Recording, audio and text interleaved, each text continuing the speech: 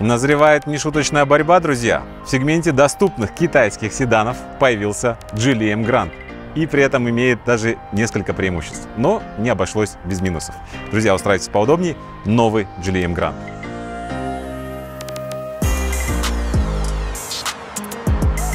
Не знаю, как они это делают в Geely. На самом деле в автомобилях D и E сегмента среди конкурентов нету этой опции. Да, не гонка, далеко не гонка. Борьба корейских, китайских производителей в этом сегменте доступных седанов только начинается.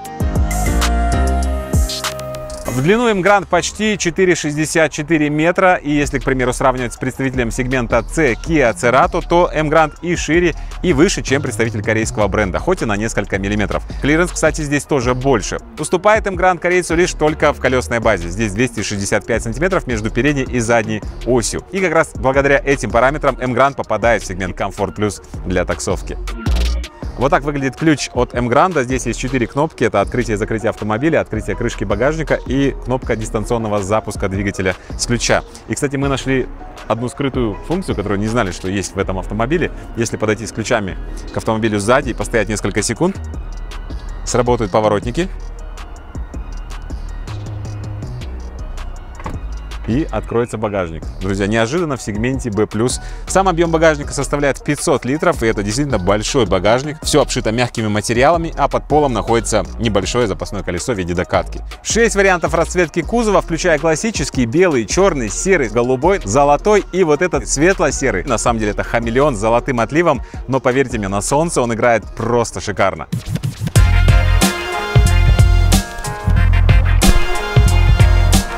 Сразу, когда садишься за руль Emgrand, первое, что бросается в глаза и в ощущение, это его управляемость. Ну, не знаю, как они это делают в Geely. Из модели в модель прям вот сразу чувствуется шасси. Оно очень круто настроено.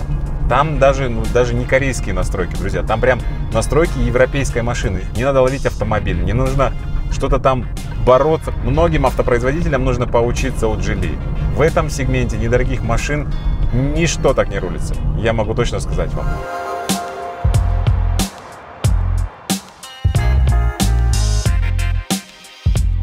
Полуторалитровый атмосферный двигатель на 122 лошадиные силы. Здесь выдает 12,9 секунд с механической пятиступенчатой коробкой передач. С этим автоматом на 6 передач 12,6 секунд по паспорту. Сейчас замерим. У нас отключена климатическая система. Режим спорт. И немножко попробуем хотя бы поддать газку, что ли.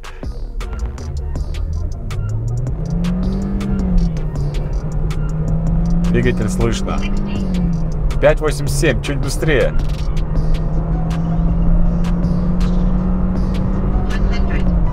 12,90. Да, не гонка, далеко не гонка. Зато атмо-мотор, как вы хотели. Зато автомат, то, что вы просите. Но не гонка. Понятно, что чрезмерного комфорта в этом сегменте не стоит ожидать, но хочу отметить, что передние сиденья обшиты здесь полностью кожей и нету пластиковых вставок. Есть проемы под ноги и кармашки в обоих передних сиденьях. И обратите внимание, что строчка здесь, даже в этом сегменте, очень ровная. Вообще красиво здесь обшита сидушка. 3 цветами кожи. Здесь и голубой, и светло-серый, и черный, и голубая строчка. В общем, по эстетике на самом деле красиво. Пластик, конечно, здесь жесткий везде, но общая архитектура салона мне нравится. Она, как всегда в Geely, такая немножко с отсылкой на Европу. И выглядит, как мне кажется, очень гармонично. Никакой китайщины, никаких вырви глаз красных элементов. Все очень гармонично, и это хорошо на самом деле. Нету сзади подлокотника. Есть 3 подголовника для 3 пассажиров. Есть крепление Isofix. В общем, все как полагается. Из того, что хочется отметить, это наличие воздуховода в центральной консоли, одно гнездо для зарядки гаджетов и небольшой отсек для смартфона. Ну и вот примерно как я размещаюсь со своим ростом 187 сантиметров. Водительское сиденье встроено под меня, причем на вальяжное положение. Ну, в целом я помещаюсь, коленками упираюсь в мягкую обшивку. Для этого сегмента пойдет. Но на самом деле вы сидеть будете не так, потому что вы закажете Comfort Plus. Переднее пассажирское сиденье будет отклонено максимально вперед. И вот теперь уже очень даже комфортно. Кстати, туннель здесь минимальный, почти ровный пол, и можно свободно переместиться с правой стороны, к примеру, на левую и обратно. Единственное, конечно, что расстраивает, задних подогревов не доложили. Подогревы только есть у водителя и у переднего пассажира. У переднего правого пассажира все регулировки механические, есть продольное расположение сиденья и наклон спинки, нету поясничного подпора, но согласитесь, места здесь просто очень много. Есть микролифт у бардачка и крючок для вещей, фирменная особенность Geely. Зато у водителя есть полный блок электрических регулировок, есть и продольное расположение, и наклон спинки, и высота регулировки водительского сидения. Не регулируется только передняя часть по наклону, но это не удивительно, потому что у многих конкурентов в этом сегменте этой опции нету. Ну и по поводу длины сидушки, обратите внимание, достаточно. На самом деле достаточно, и опять же, если сравнивать с китайскими конкурентами. Ну и руль регулируется и по высоте, и в продольном расположении, и регулировок достаточно даже для самых высоких водителей.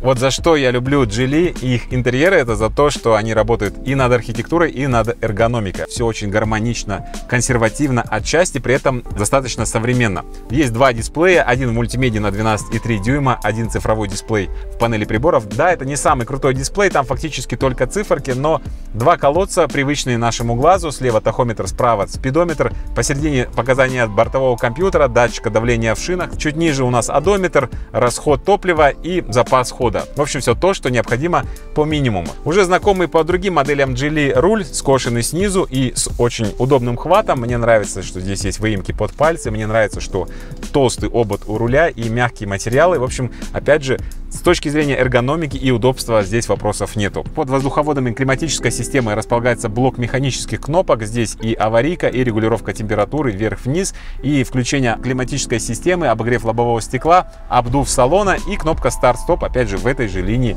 располагается так же, как и в новом Coolray. Под ним два отсека для смартфонов, беспроводной зарядки, к сожалению, нету, но есть USB-гнездо для подключения смартфона к мультимедии и демонстрации экрана через программу QD Link, и еще одно гнездо для подключения каких-то электрических приборов. Здесь большой отсек либо для большого смартфона, либо для мелочевки, которую вы будете возить с собой. Парящей полки нету, есть два подстаканника, один из них убирается, вы получаете большой отсек в подлокотнике, электронный стояночный тормоз, функция автохолд и привычный переключатель коробки передач. Она здесь шестиступенчатая, автоматическая, с возможностью переключения передач в мануальном режиме. Слева на блоке механический корректор фар, кнопка открытия крышки багажника и обогрев лобового стекла. Помимо двух передних подушек безопасности есть боковые передние подушки безопасности и боковые шторки для всего салона.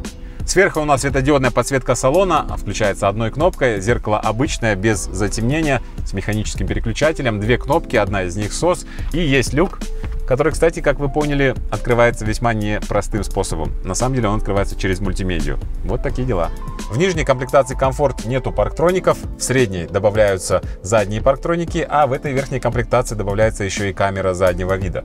Судите по качеству картинки сейчас сами, днем видно хорошо, ночью немного хуже, но есть направляющие, и задние датчики парковки всегда сообщают о дистанции до автомобиля сзади.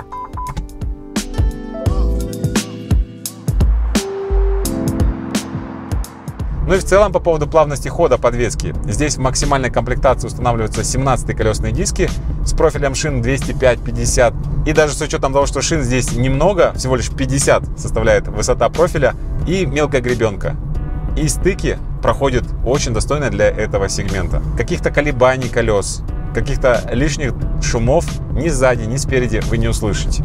Акустический комфорт не на высоте. Да, это все-таки сегмент B+, и слышно передние арки, слышно задние арки. Но вот из окон шум не доносится, это круто. По поводу удобства посадки. Ну, смотрите, я максимально опустил сиденье водителя, отодвинулся почти максимально назад, и мне не мешает коленям центральная консоль, которая здесь достаточно широкая. Сбоку на дверной карте тоже все в порядке. При этом, смотрите, руки на подлокотнике и на дверной карте именно там, где должны находиться. Органы управления все под рукой. Механические кнопочки, климат-контроля, пуш-старта. Здесь можно дотянуться до дисплея мультимедиа, даже откинувшись назад. При этом блоки кнопок на руле отвечают за основные функции. Это слева круиз-контроль, обычный, в этом сегменте всегда обычный. И справа управление громкостью, переключение треков и использование мобильного телефона. Соответственно, остальное управление, к примеру, бортовым компьютером, выведено на кнопку слева, на переключатель фар ближнего, дальнего света и противотуманных фар.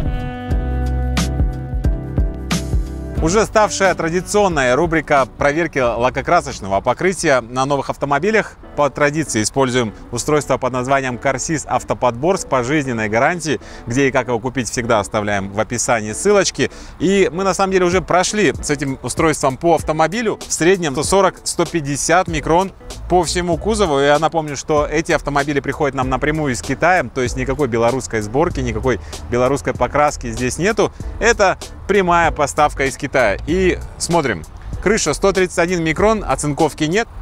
158 крыло, 123 капот, верхней части 146 и боевое место 129. И вот так примерно по всему автомобилю от души покрасили. 146, 144, 149, 166 заднее правое крыло, 137 багажник, здесь 136, 136. Ну и давайте посмотрим внутреннюю часть.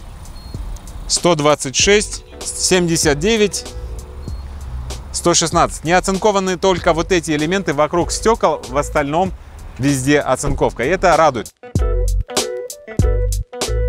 Вроде бы надо подвести итоги, но, как мне кажется, еще рано подводить итоги, потому что борьба корейцев и китайцев в этом сегменте доступных седанов только начинается. Что радует? Радует то, что оставили атмосферный мотор. Радует, что внедрили нам классическую шестиступенчатую автоматическую коробку передач, о которой вы так просите в этом сегменте.